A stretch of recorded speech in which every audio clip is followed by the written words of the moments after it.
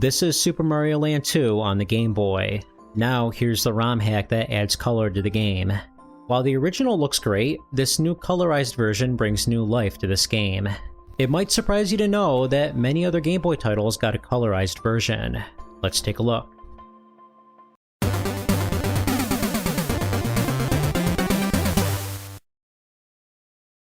What's going on? It's Podrez, coming at you with another video. So I'm actually on vacation as of the publication of this video. Just a little fun fact. Alright, if you want to join me, Aeon Sunshine, Joey the Gamer, Blue MSX, Odds John, Braylon, Christopher, and more, just go to discord.podrez.net. Alright, let's talk about some cool ROM hacks.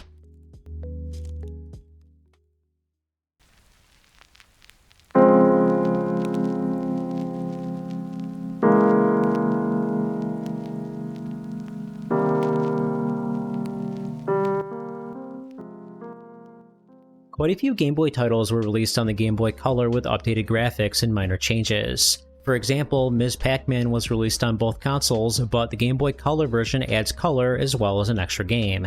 Looney Tunes was released on both consoles as well, but the Game Boy Color version has bonus stages that were not in the original game.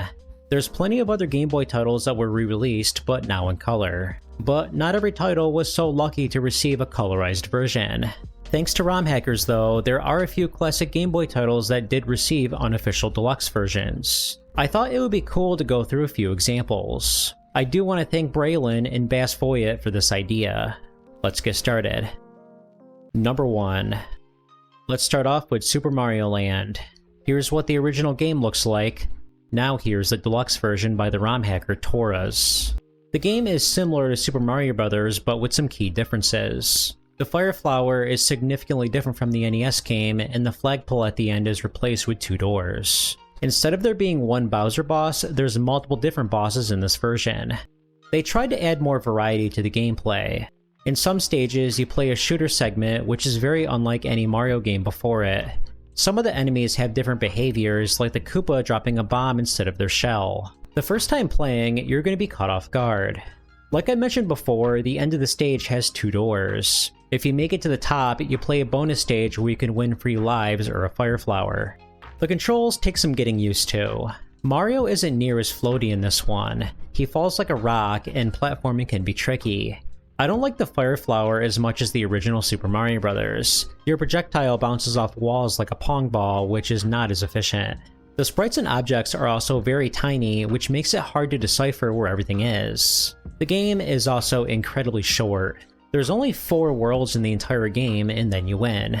This is one of the first Mario games that was not developed by Shigeru Miyamoto, who created Mario, and it was originally intended to be the pack-in game. But before the US release, Nintendo decided to include Tetris instead of this game, which ended up being a great decision.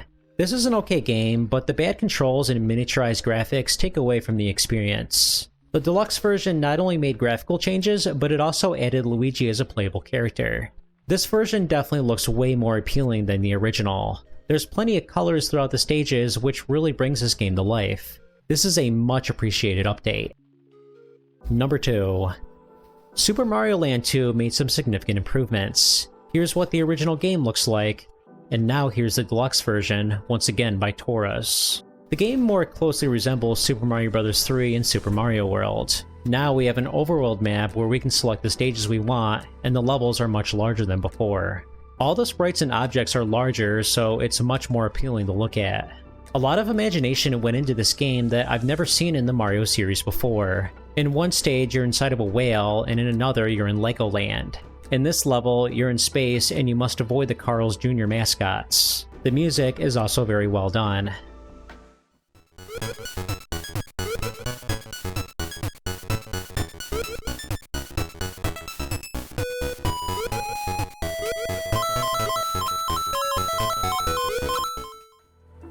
The premise is that you have to collect all 6 coins by defeating the bosses. Instead of Bowser, you're actually fighting against Wario. Like in Super Mario World, you can perform a spin jump which allows you to break blocks. The Fire Flower is here, and thankfully they went back to the original style instead of the pong balls. There's also the rabbit ears which allow you to glide. Unfortunately, the rabbit ears are not quite as good as the cape or raccoon Mario because you can't fly or attack with them. I only have a few minor nitpicks. Mario has trouble gaining momentum when he's in the air. If you don't already have running speed, you're not going anywhere. The game is also a bit too easy, except for Wario's castle. I had a rough time on this stage, and I had to grab the rabbit ears from a different level to complete it. The game is still fairly short, although longer than the prequel.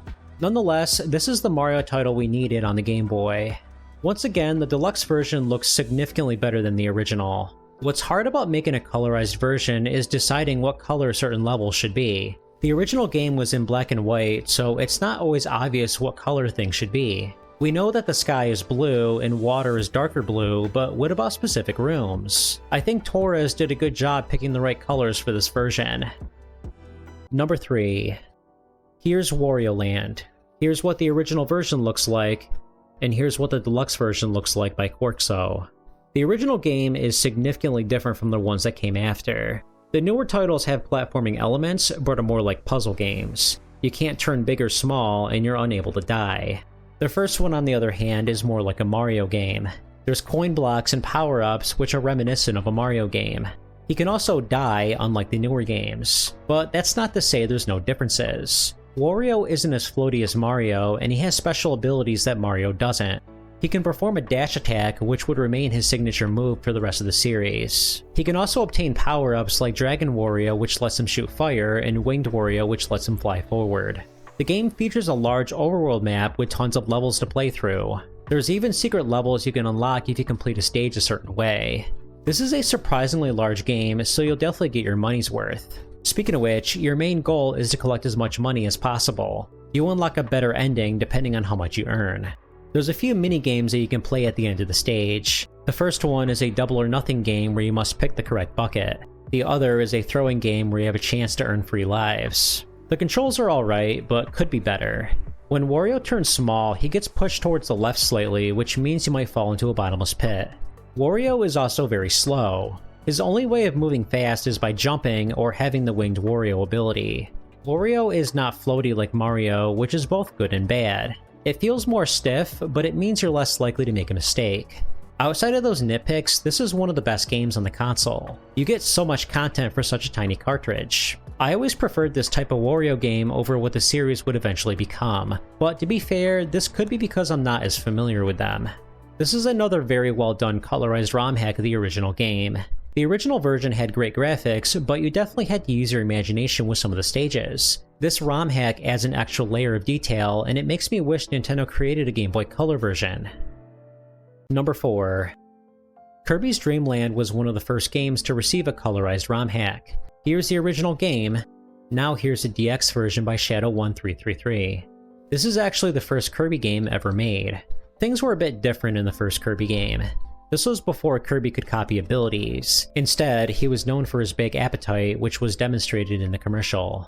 So in this game, your best strategy is to inhale enemies and then release them at other enemies. Unlike the NES game, Kirby cannot run or slide, so you're stuck with walking at a medium speed. The power-ups are different too.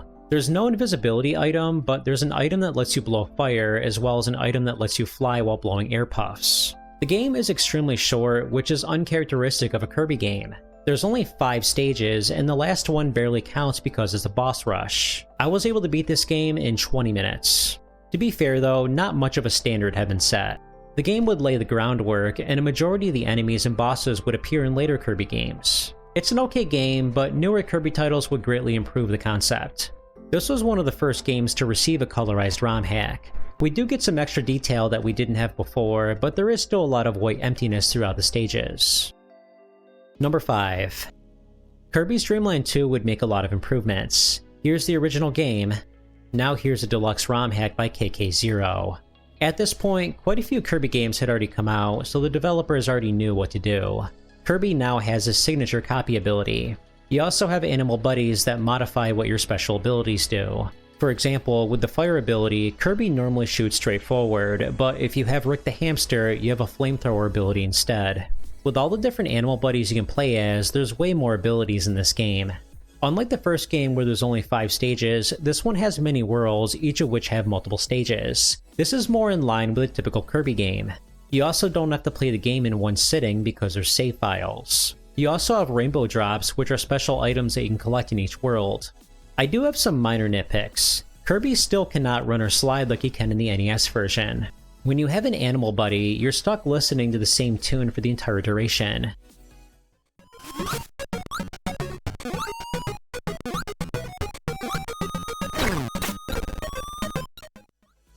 But these are both very small complaints. Kirby's Dream Land 2 improved on every concept of the first game. This is a great follow-up to not only the first game, but the NES version as well. The deluxe version not only gives us color, but also a menu screen where we can disable the Animal Buddy music. This is a much needed change, so I'm glad they implemented this. The colors are better utilized than the previous ROM hack. We have detail on every pixel of the screen this time around, and I'm honestly blown away at how great this looks. Playing this ROM hack is almost preferred over the original version. Number 6. The one problem with the Game Boy Advance was that the first model didn't have a frontlit screen, which meant that early titles had to have a modified color palette.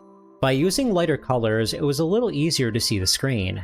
Super Mario Advance was one of those games. When comparing it to Super Mario All-Stars on the Super Nintendo, we can tell the colors are lighter. Thankfully, a ROM hack was created that restores the color palette from the SNES version. Here's what the Game Boy Advance version looks like on its own. Now here's the color restored ROM hack by the developer Mr. Man. They took the original Super Mario Bros. 2 and polished it up a bit. The levels are slightly modified, and there's new larger enemies that you can interact with. The game is slightly easier than before because more health upgrades were added throughout the stages. They also added extra rooms that were not in the original game. The characters now have voices, which can be annoying at times.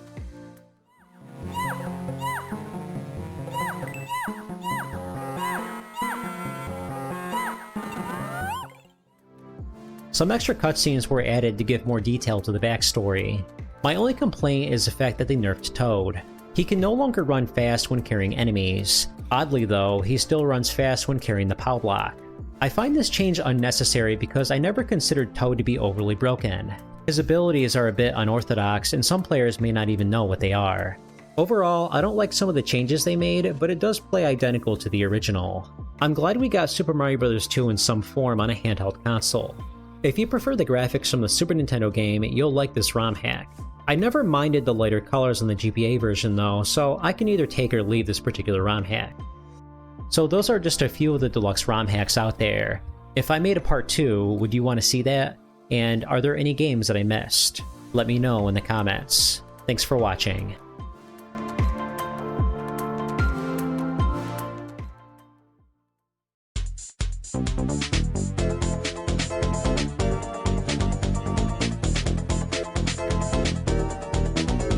Hey, I just wanted to thank you so much for watching this video. If you made it this far, hit that like button. If you enjoy this type of content, hit the subscribe button for more content. Both of these things really help the channel grow. If you have anything to share, feel free to leave a comment. I read every single comment on this channel, and I'm pretty good at replying back. Anyway, have a good one.